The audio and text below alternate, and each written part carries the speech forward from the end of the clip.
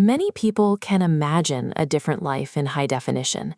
They see the success, the money, and the prestige with a clarity that makes it feel tangible, yet their physical circumstances never shift. Observers typically categorize this gap between talk and action as laziness.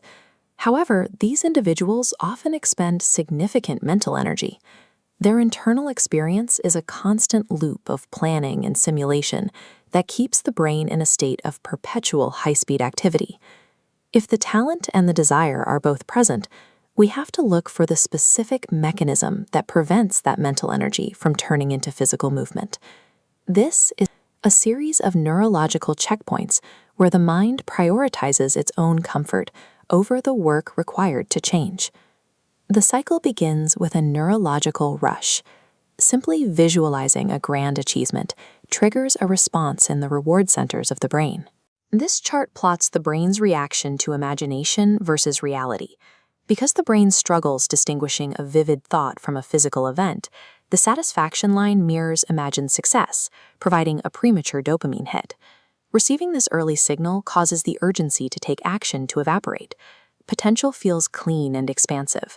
Real progress, by comparison, is slow, repetitive, and requires enduring the discomfort of being a beginner. A dreamer can become addicted to the feeling of who they could be. The fantasy provides a more reliable source of pleasure than the daily friction of the work.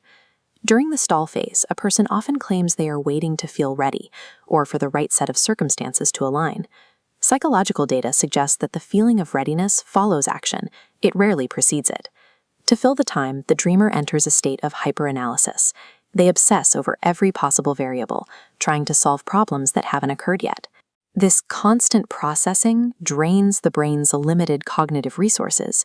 By the time a decision needs to be made, the mental fatigue is so high that taking action feels physically impossible. When an opportunity finally appears, the brain has already exhausted its energy on the what-if scenarios, leaving the dreamer to retreat back into the waiting phase. We have to ask why the mind chooses this exhaustion over the simple act of starting. This is the result of identity misalignment. The brain protects the way a person currently sees themselves. If an individual identifies as someone who struggles to finish things, the brain will trigger resistance against any action that threatens that established self-image. This resistance is often a mask for a fear of failure. Under the guise of perfectionism, the mind creates roadblocks to prevent the dreamer from ever being tested.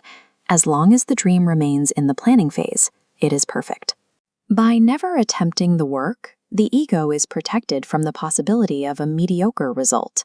Inaction serves as a defense mechanism. The mind chooses to sacrifice the goal to ensure the dreamer's self-image remains untarnished by reality. Over years, the chronic dreamer remains at the starting line, having spent a lifetime's worth of energy on plans that never left the mind. They trade the messy experience of growth for the comfort of a fantasy that never has to face the friction of the real world. The separator between those who dream and those who do isn't found in talent or the scale of the vision.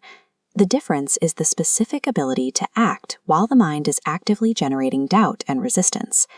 Escaping this cycle requires moving forward without a sense of readiness and accepting the unglamorous nature of the initial steps.